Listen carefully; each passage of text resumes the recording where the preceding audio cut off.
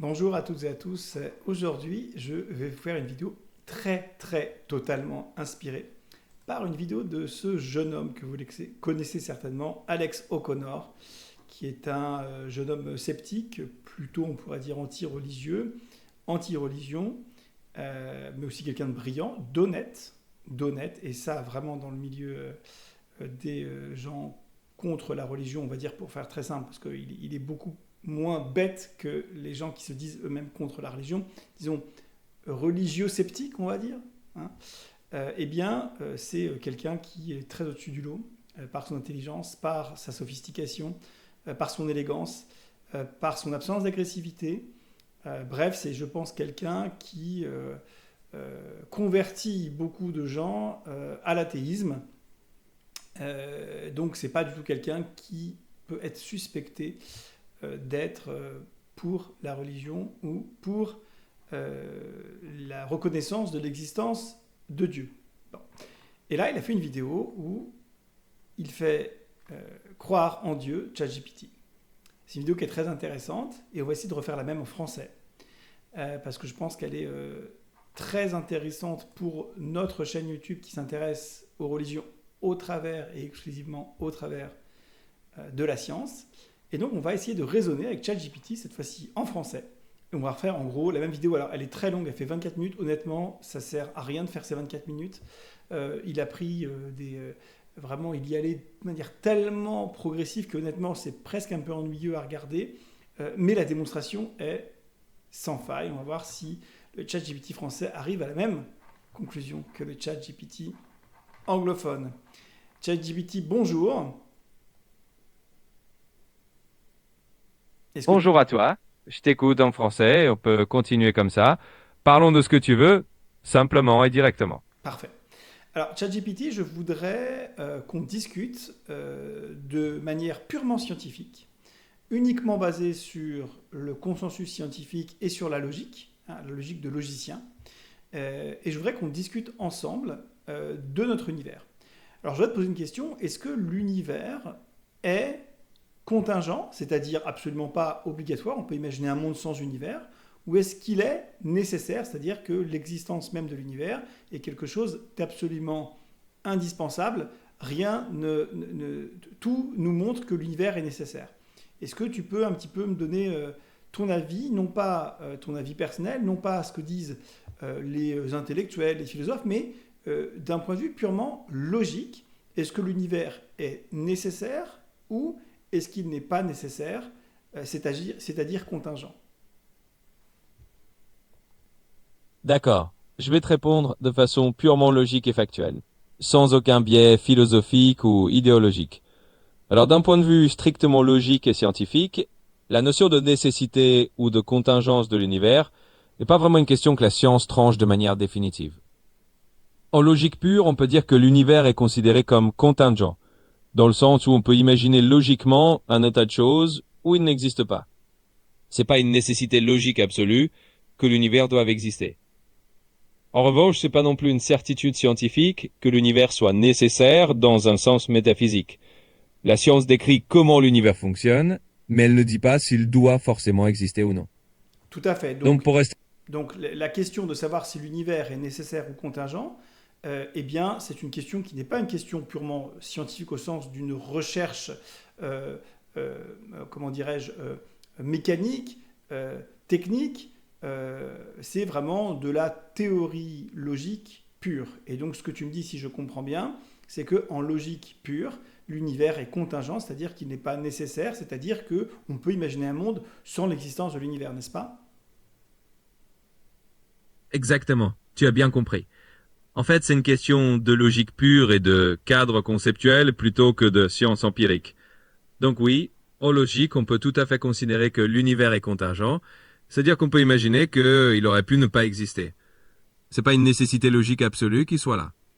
Voilà, c'est simplement la conclusion logique sans biais, juste des faits logiques. D'accord. Et donc on peut évidemment conclure que tout ce que contient l'univers, que ce soit humain, animal, végétal, la planète, les étoiles, les galaxies, les réseaux de galaxies, les trous noirs, l'espace, etc., eh bien tout ça est contingent. et c'est-à-dire absolument pas nécessaire, et on peut imaginer que cela n'ait jamais existé. Absolument, c'est bien ça. En suivant cette logique, tout ce qui compose l'univers, que ce soit les êtres humains, les animaux, les plantes, les planètes, les étoiles, les galaxies, et ainsi de suite, peut aussi être considéré comme contingent. Autrement dit, rien de tout cela n'est logiquement nécessaire, au sens où on peut très bien imaginer un univers où ces choses-là n'existent pas.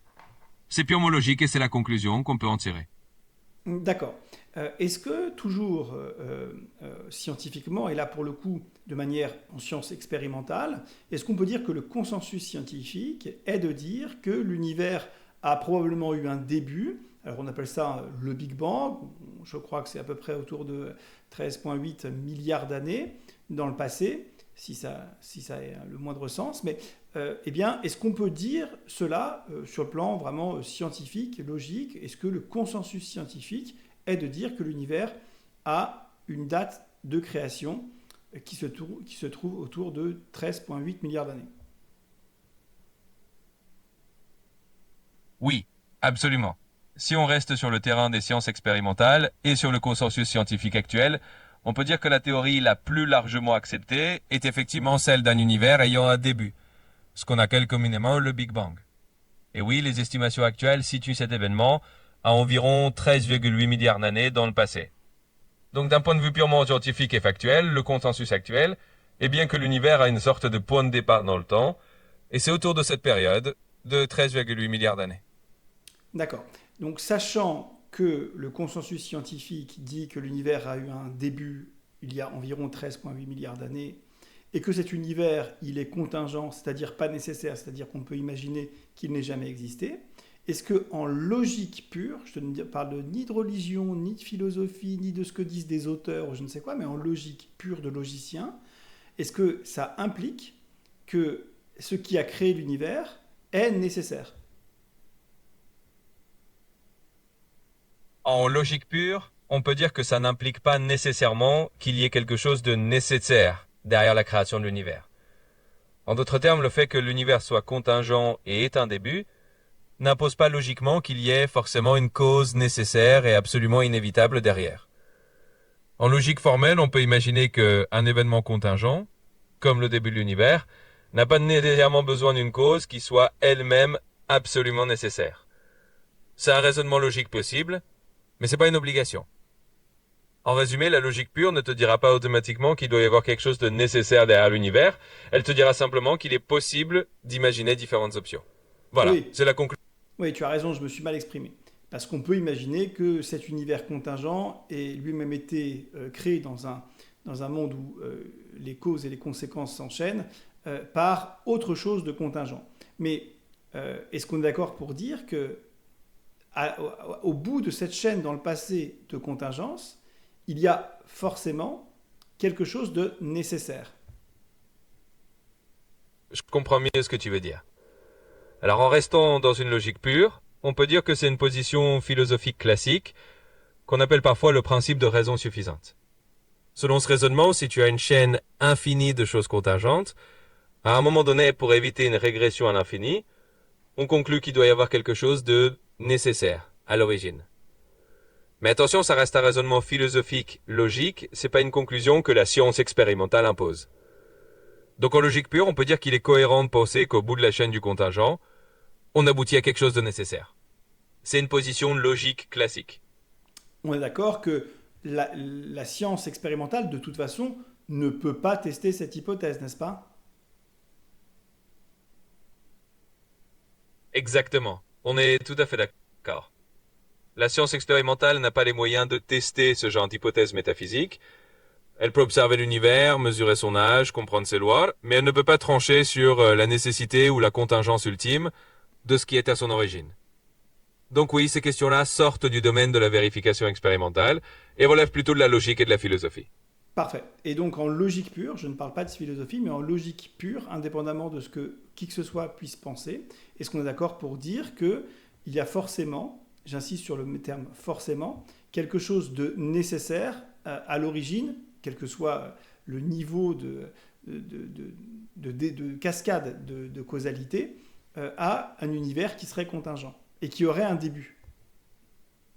En logique pure, oui, on peut tout à fait formuler cette idée.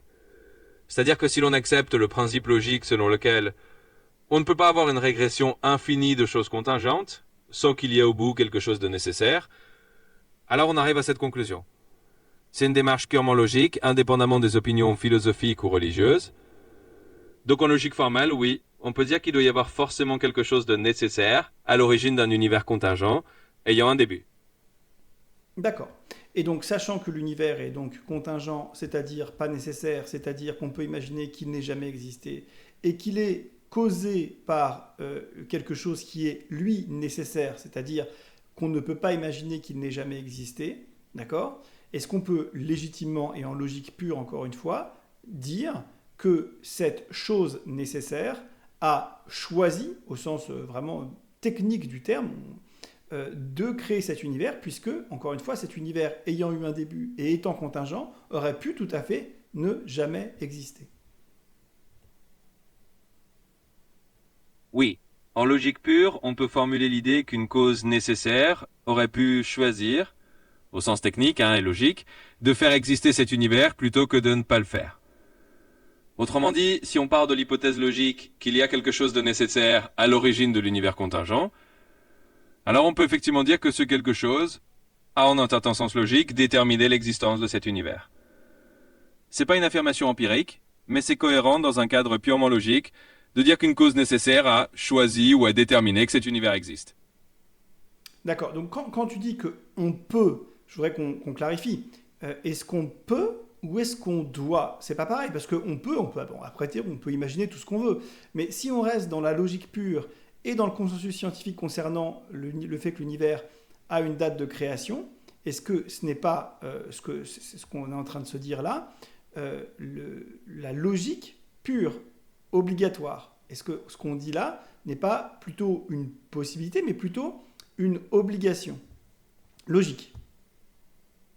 Je comprends la nuance que tu apportes. En restant dans un cadre de logique pure, si on accepte les prémices que l'univers est contingent et qu'il a eu un début, alors oui, on en arrive logiquement à la nécessité d'une cause première, nécessaire. Autrement dit, c'est pas simplement une possibilité parmi d'autres, c'est une conclusion logique obligée dans ce cadre de raisonnement précis. Donc si on accepte ces postulats, on doit logiquement conclure qu'il y a quelque chose de nécessaire qui a déterminé l'existence de l'univers. Parfait. Donc, si on résume notre discussion, encore une fois, indépendamment de toute religion, croyance, philosophie, etc., et en ne considérant que le consensus scientifique et la logique, on vient de démontrer ensemble que l'univers, il est contingent, c'est-à-dire qu'il n'est pas nécessaire, c'est-à-dire qu'on peut imaginer qu'il n'ait jamais existé, que sa cause est forcément une cause nécessaire, c'est-à-dire quelque chose qui a toujours, entre guillemets, existé, qui est en dehors du temps et de l'espace, et qui a décidé, a choisi de créer cet univers. Est-ce qu'on est d'accord sur ça? Oui, c'est un bon résumé de la chaîne logique que nous avons suivie. En mettant de côté toute considération religieuse ou philosophique, et en se basant uniquement sur la logique et sur le consensus scientifique que l'univers a eu un début, on arrive effectivement à cette conclusion logique. L'univers est contingent, il n'est pas nécessaire, et donc il doit y avoir une cause nécessaire, hors du temps et de l'espace, qui a des... Oui, en résumé, en restant strictement dans le domaine de la logique pure et du consensus scientifique sur l'origine de l'univers, on arrive bien à cette conclusion logique. Autrement dit, on conclut qu'un univers contingent ayant eu un début nécessite logiquement une cause nécessaire, intemporelle, hors de l'espace et du temps, qui a choisi de le faire exister. Donc oui, on est d'accord sur cette déduction logique. Parfait. Généralement, en population générale, quel est le mot utilisé pour définir cette chose nécessaire qu'on vient de définir? Eh bien, généralement, dans le langage courant et dans la culture générale, on utilise tout simplement le mot Dieu pour désigner cette cause nécessaire dont on vient de parler.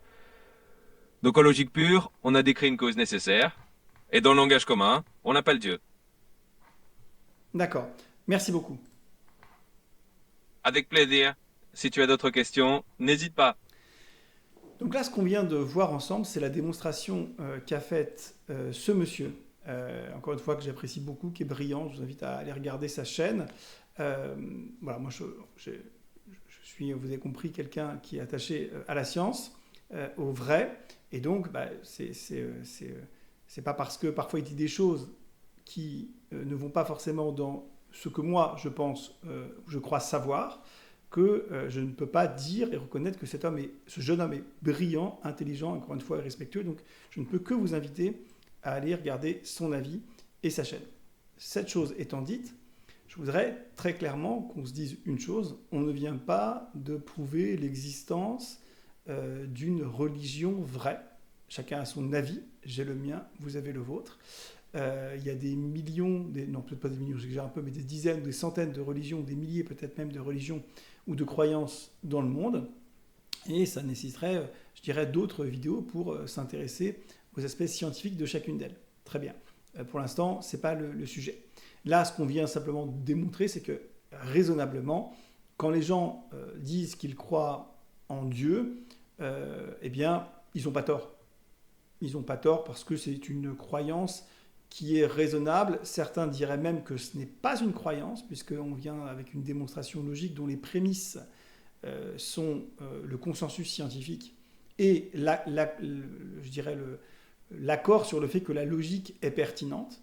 Donc, avec ces deux prémices, c'est-à-dire la logique est quelque chose qui existe et qui est pertinent, et le consensus scientifique est la meilleure chose qu'on ait à ce stade sur voilà, comment est l'univers, est-ce qu'il a eu un début ou pas, etc. Avec seulement ces deux prémices-là, eh bien on arrive à la conclusion qu'il y a un principe créateur qui est en dehors du temps, en dehors de l'espace, et qui a eu la volonté de créer l'univers. Alors, ça ne veut pas dire qu'il y a un monsieur barbu, parce qu'en fait, ça veut même presque dire l'inverse. Il n'y a pas de monsieur barbu, il n'y en a pas. C'est presque une démonstration qu'on a faite qu'il n'y a pas de monsieur barbu. Il y a un principe créateur. Le qualifier autrement qu'un principe nécessaire avec une volonté, comme certaines chaînes pro-religieuses le font, ça commence à être de l'usurpation. Là, nous, ce qu'on a démontré avec ChatGPT, et encore une fois, ce qu'avait très bien fait Alex O'Connor aussi avec ChatGPT avant moi, c'est que c'est une démonstration classique à vrai dire, mais qui est la démonstration sur laquelle les gens raisonnables doivent s'accorder. Ça veut dire quoi? Ça veut dire que si on n'est pas d'accord avec ça, on n'est plus dans le cercle de la raison, on est dans le cercle de la croyance. Attention, hein, l'esprit il est bayésien, c'est-à-dire qu'il met à jour en permanence ses croyances en fonction des événements, et c'est sûr que quelqu'un qui a une croyance à zéro en Dieu, qui est extrêmement ancrée dans son cerveau, même une démonstration comme celle-là, ça ne va que changer que très peu ses croyances. C'est évident. Et quelqu'un qui pense que chaque goutte d'eau est un message personnel que Dieu lui envoie et qui a une croyance à 1 milliard de pourcents en Dieu, eh bien cette vidéo ne va strictement rien changer sur ses croyances. Donc là, si on essaie d'être entre personnes raisonnables et sérieuses et avec une capacité à modifier ses croyances, on essaie en tout cas on essaie qu'elle soit au maximum. Alors sachez-le, hein, la capacité à modifier ses croyances, elle est biologique, elle est en partie génétique. Il y a des études sur ma chaîne principale que vous pouvez aller regarder à ce sujet. J'ai fait beaucoup d'études sur les complotistes, sur les gens avec des croyances étranges. C'est un sujet qui m'intéresse beaucoup. Je respecte, moi, contrairement à peut-être d'autres chaînes qui aiment le sensationnel, je respecte beaucoup ces personnes-là. Je n'ai pas de problème avec ces personnes-là. Simplement, encore une fois, à mon avis, le plus opérant pour avoir une qualité de vie optimale, eh bien, c'est d'être capable de changer sans trop de difficulté ses croyances. Mais ça, encore une fois, ce n'est pas un choix qu'on a. Chacun fait comme il peut. Bref, en tout cas, avec cette vidéo, j'espère que vous aurez peut-être ajusté vos croyances dans un sens qui est celui des sciences et de la logique. Et encore une fois, je veux répéter que cette vidéo ne prouve pas l'existence de votre Dieu ou de mon absence de Dieu ou je ne sais quoi. Cette vidéo prouve simplement que quand les gens disent « je crois en Dieu », les prendre pour des idiots, c'est pas raisonnable. Surtout que la plupart des gens, quand ils disent ça, c'est pas en lien avec, je dirais, un Dieu ultra spécifique. En tout cas, en France, c'est souvent pas comme ça. Parce que les gens qui sont religieux, croyants et très pratiquants d'une religion très précise sont finalement assez peu nombreux. Mais les gens qui disent dans les sondages être croyants en Dieu de manière plus générale, eh bien, ces gens-là, ricaner à leur sujet, ce n'est pas quelque chose de raisonnable, ce n'est pas quelque chose de scientifique, au-delà de ne pas être poli, hein, mais on n'en est déjà plus trop là. Et donc, voilà, peut-être qu'il faut ajuster chacun nos croyances pour avoir un monde qui soit plus tolérant et aussi peut-être un peu moins bête, un peu moins rigide concernant l'existence de ce que les gens appellent Dieu. Écoutez, j'espère que ça vous aura intéressé. Je vais peut-être sortir une autre vidéo parce que j'ai vu un débat qui, pour le coup, selon moi, n'était pas tout à fait optimum sur le crayon, je crois, de mémoire, entre un sceptique bien connu et tout à fait respectable et un homme d'église catholique, je crois, oui, catholique, tout à fait aussi respectable dans son genre. Alors évidemment, vous imaginez bien que je suis probablement beaucoup plus souvent d'accord avec le sceptique qu'avec notre ami et frère catholique. Mais il y a des choses qui ont été dites qui ne sont pas dans le sens du consensus scientifique de la part de notre ami scientifique. Donc je vais peut-être en parler dans une prochaine vidéo, donc abonnez-vous. N'hésitez pas à liker, partager, commenter. Et moi je vous dis à bientôt dans une prochaine vidéo.